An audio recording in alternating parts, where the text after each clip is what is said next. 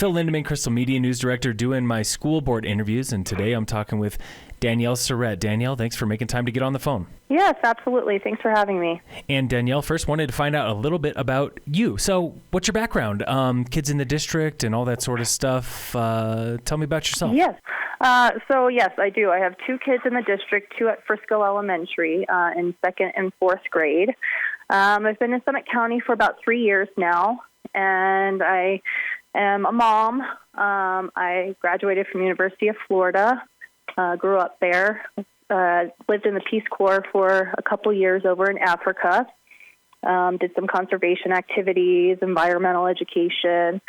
So that was a great experience. And then worked at a commercial art and design school in Denver for about 5 years before I stayed home with my kids. Okay, great. And living in Frisco, too, I'm guessing. Yes.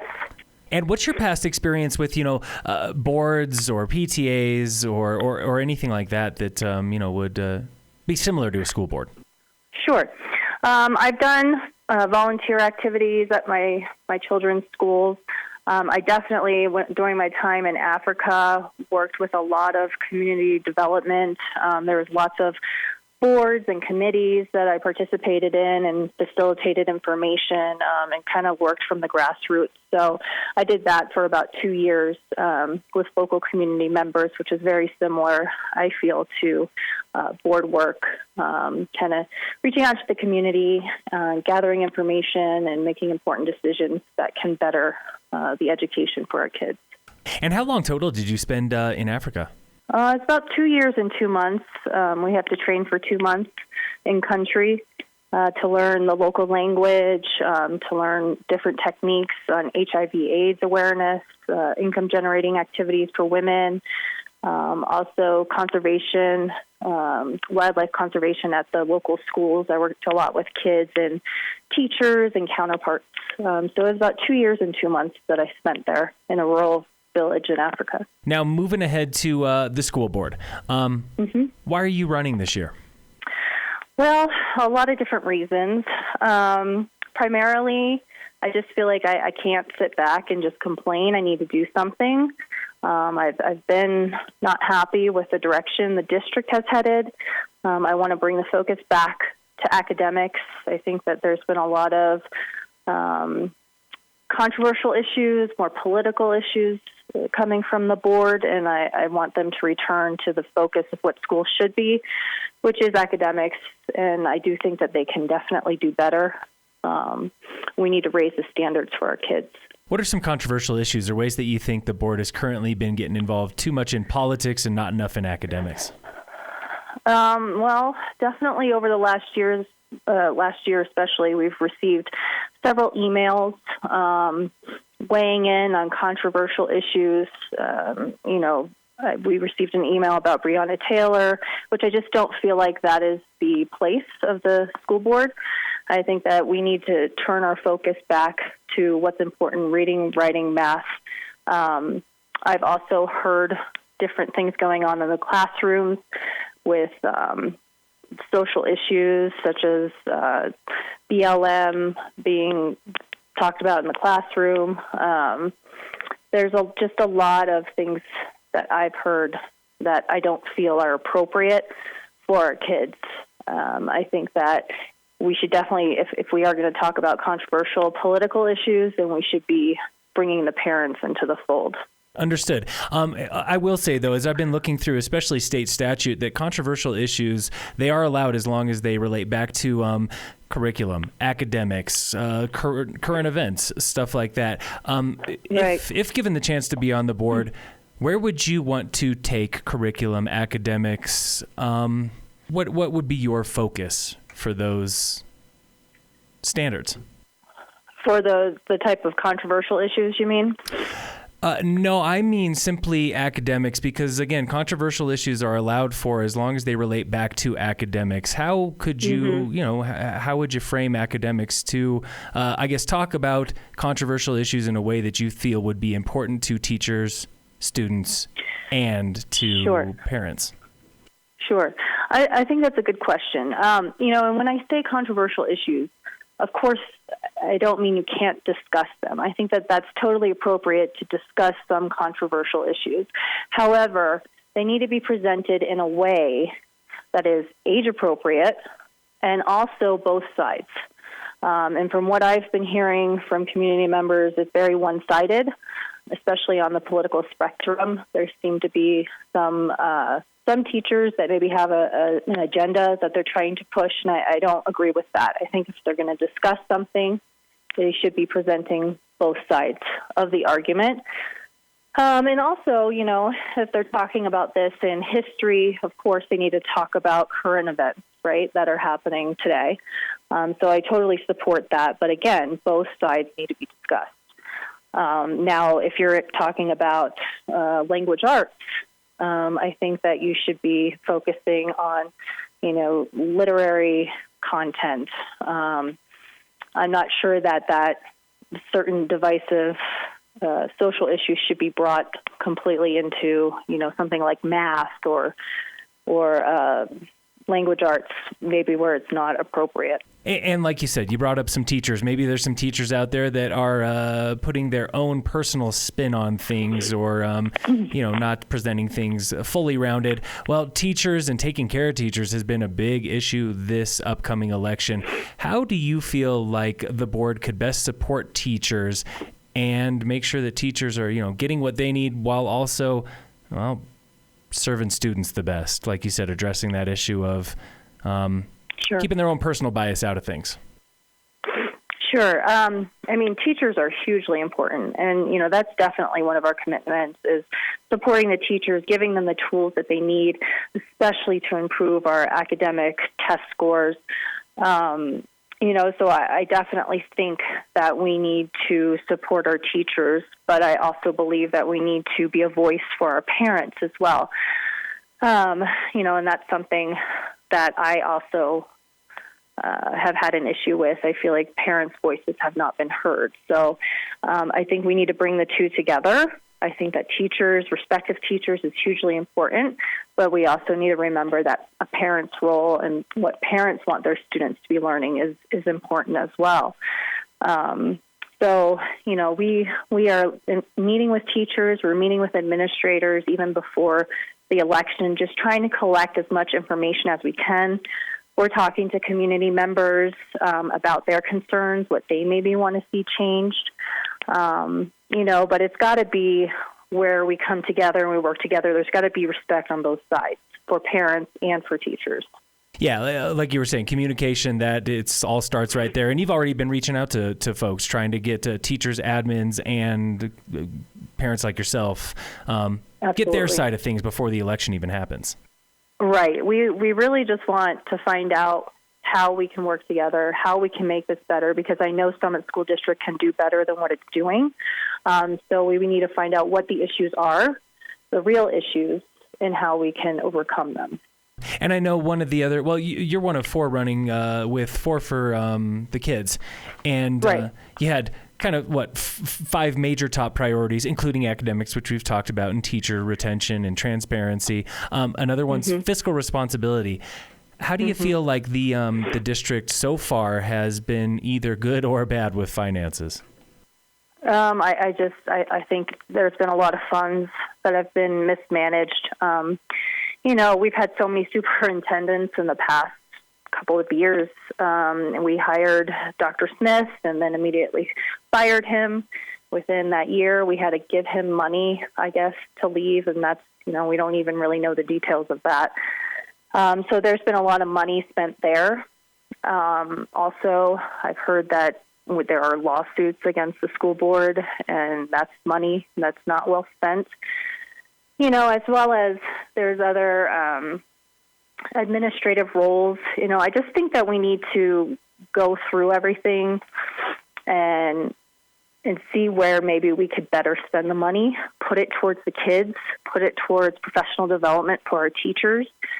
We have an equity coordinator position that is, I think maybe $100,000 that they're trying to hire for.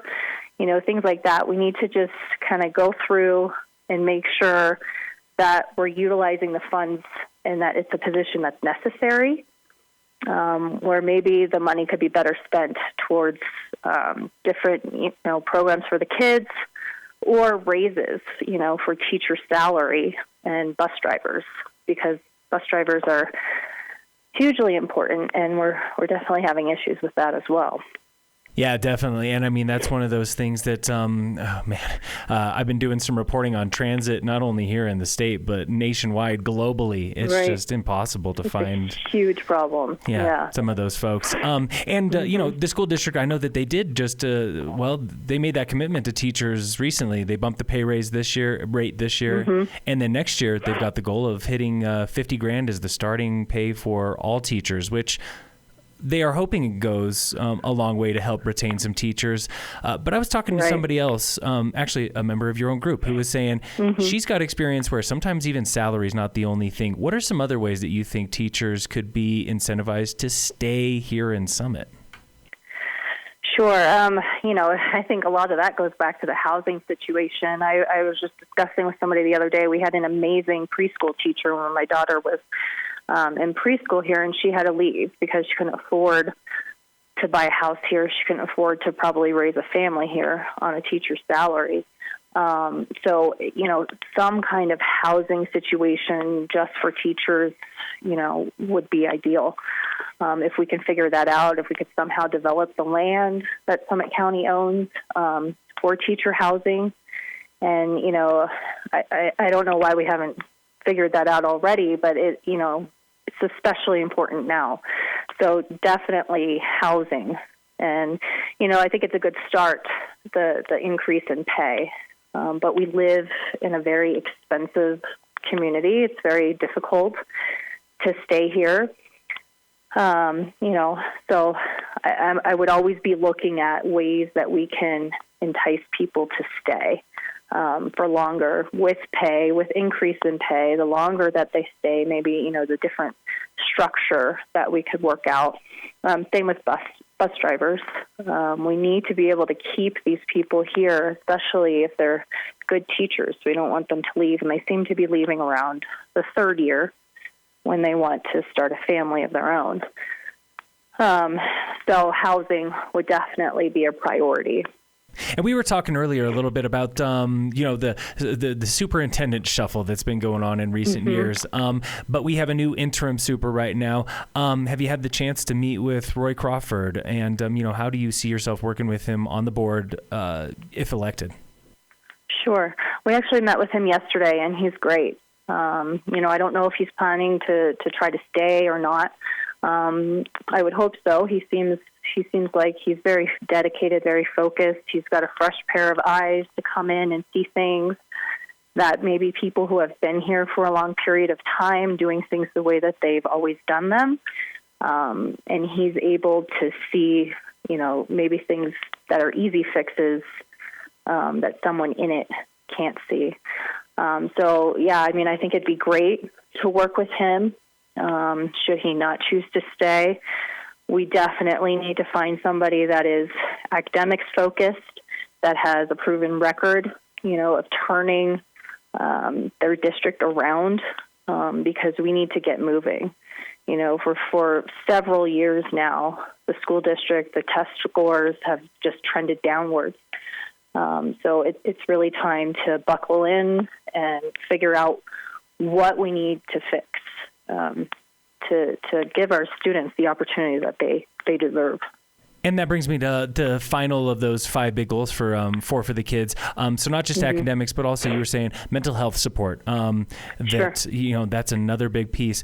How can the district do a better job of mental health support, taking care of, like I've heard plenty of times, the full child instead of just the math, just the science, just the curriculum? Well, definitely getting them back in school 5 days is great, and we need to keep them there for sure. So whatever we need to do to keep them in school is, still important to them. I'm glad that we're bringing back the extracurricular activities and prom and homecomings, because all the social things are so important. So I think that that's important, but I think we even need to go further.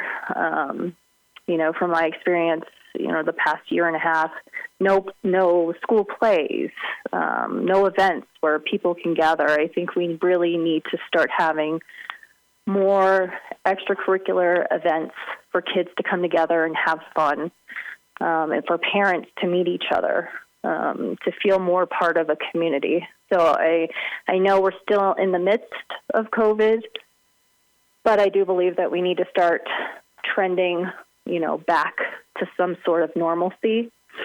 So I would definitely encourage that we don't ever go backwards. We got to keep moving forwards. And, I also have thought about having support nights, student support, maybe support groups throughout the community with the kids or with parents that are struggling, because I think that this has been hard on everyone. And if we can have these opportunities to bring students together to maybe just talk with one another, I think that could be great. Yeah, like you were saying with bringing back events, it's not like you got to reinvent the wheel for mental health. Maybe just bring back some of these things that students and parents have been so familiar with for as long as schools have been around almost. Right, absolutely. And, definitely, I think we just need to be more attentive too, in tune with what's going on with the kids, and make sure we are staffed. We have the support that they need, a full-time counselor. I've heard that mentioned. Some schools maybe don't even have a full-time counselor. So that, to me, would be a necessity to have that staff. I don't know if they're, maybe there's not enough support for that, but I think that would be important. So yes, we don't need to reinvent the wheel, but we also need to make available a lot more support opportunities, especially during this past year and a half that we've had.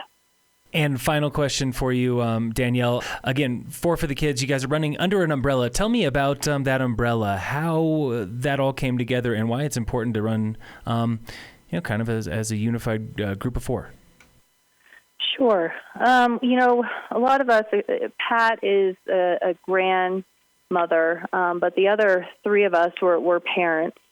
And we just want what's best for our kids. We're very much like-minded, and that, we feel the district has been distracted with, maybe their own individual priorities, and we just want to get back to what the students need to succeed.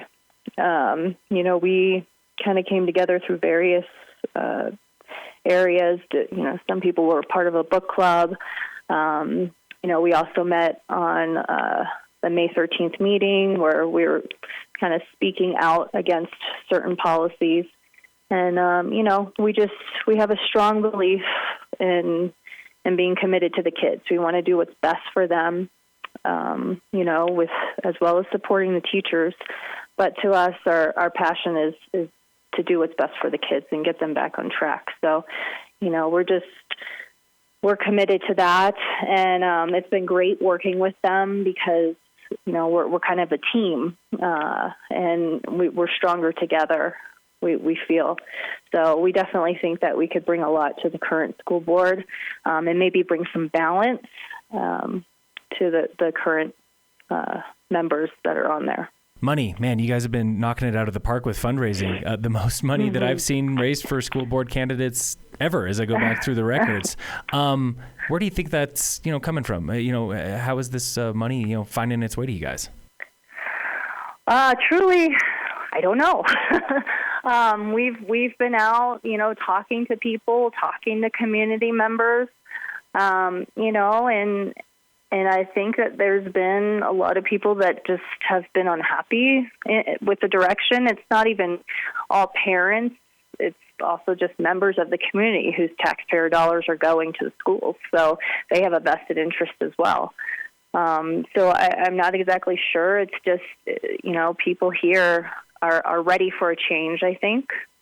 And they feel pretty strongly about it. So, a lot of people haven't maybe been paying attention as much.